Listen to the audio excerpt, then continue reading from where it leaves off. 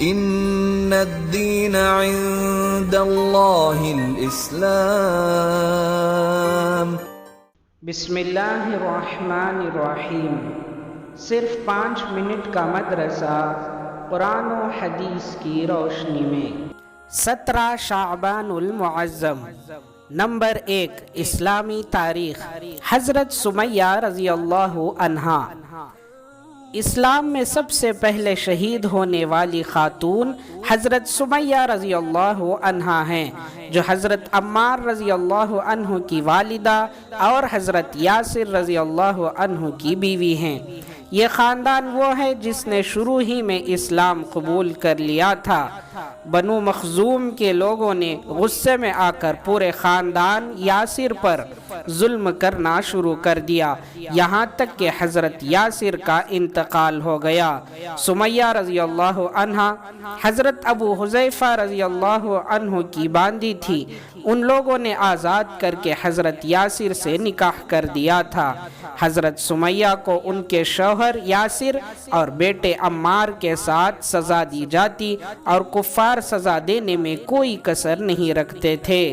جب حضور صلی اللہ علیہ وسلم کا گزر اس مظلوم خاندان پر ہوتا تو حضور صلی اللہ علیہ وسلم انہیں صبر کرنے کی تلقین فرماتے اور جنت کی بشارت دیتے۔ ایک مرتبہ اسی طرح ان تینوں کو سزا دی جا رہی تھی کہ ابو جہل وہاں سے گزرا، اس نے حضرت سمیہ رضی اللہ عنہا کو بہت بری گالی دی اور نیزہ مار کر انہیں شہید کر ڈالا۔ یہ اسلام میں شہادت پانے والی پہلی خاتون ہیں۔ نمبر 2، اللہ کی قدرت۔ باز یعنی شکاری پرندہ۔ باز ایک شکاری پرندہ ہے جسے اللہ تعالیٰ نے جسمانی قوت اور فضا میں اڑنے کی بہترین صلاحیت سے نوازا ہے۔ اس کی ہڈیاں کھوکھلی ہوتی ہیں مگر اس میں ہوا بھری ہوتی ہے، جس کی وجہ سے فضا میں اڑنے، زمین پر اترنے اور شکار کرنے میں بہت آسانی ہوتی ہے۔ اس کی آنکھ پر 2 پپوٹے ہوتے ہیں جس سے اپنے بچوں کو غذا دیتے وقت ان کی اچھل کود اور پنجہ لگنے کے خوف سے اپنے پپوٹے سے آنکھ کی حفاظت کرتا ہے۔ آخر یہ ساری صلاحیتیں کس نے عطا کی؟ یقیناً یہ اللہ ہی کی قدرت کا کرشمہ ہے۔ نمبر 3، ایک فرض کے بارے میں۔ نماز جنازہ فرض کفایہ ہے۔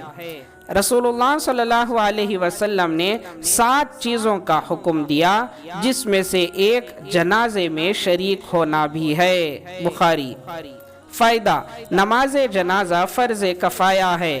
فرض کفایہ یہ ایسے فرض کو کہتے ہیں جو ہر ایک پر فرض ہو، اگر ان میں سے بعض نے بھی ادا کر دیا تو سب کی طرف سے کافی ہو جائے گا۔ نمبر 4، ایک سنت کے بارے میں۔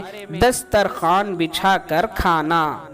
حضرت انس رضی اللہ عنہ فرماتے ہیں کہ رسول اللہ صلی اللہ علیہ وسلم نے نہ کبھی میز پر اور نہ تشتریوں میں کھانا کھایا۔ پوچھا گیا پھر کس پر کھاتے تھے؟ فرمایا دسترخوان پر۔ بخاری۔ نمبر 5، ایک اہم عمل کی فضیلت۔ غصہ پی جانے پر انعام۔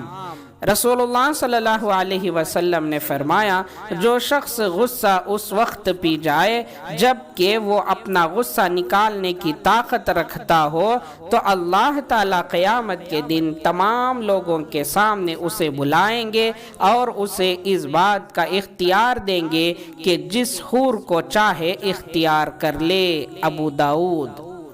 نمبر 6، ایک گناہ کے بارے میں۔ 3 دن سے زیادہ تعلق ختم کیے رہنا۔ رسول اللہ صلی اللہ علیہ وسلم نے فرمایا کسی مسلمان کے لیے جائز نہیں کہ وہ اپنے مسلمان بھائی سے 3 دن سے زیادہ بولنا چھوڑ دے، اور جس نے ایسا کیا اور اسی حالت میں مر گیا تو وہ دوزخ میں جائے گا۔ نمبر 7، دنیا کے بارے میں۔ دنیا سے بے رغبتی کا فائدہ۔ رسول اللہ صلی اللہ علیہ وسلم نے فرمایا دنیا کی خواہش کا نہ ہونا جسم اور دل کے لیے راحت ہے، اور دنیا کی آرزو اور امید غم اور رنج کو بڑھاتی ہے۔ نمبر 8، آخرت کے بارے میں مشرکین کی بدحالی۔ قرآن میں اللہ تعالیٰ فرماتا ہے بے شک یہ مجرم کافر و مشرک لوگ بڑی گمراہی اور بے عقلی میں پڑے ہیں۔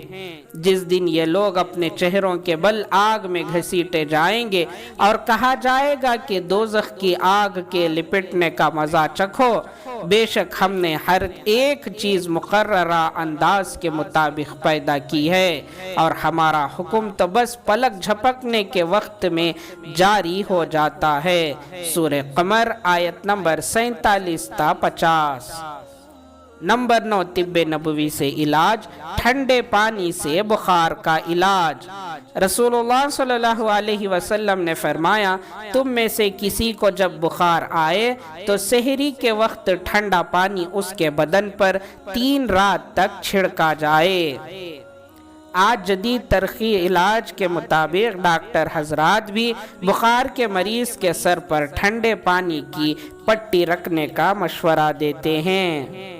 نمبر 10، قرآن کی نصیحت۔ قرآن میں اللہ تعالیٰ فرماتا ہے اے ایمان والوں تم ان لوگوں کو دوست نہ بناؤ جنہوں نے تمہارے دین کو مذاق اور تماشا بنا رکھا ہے۔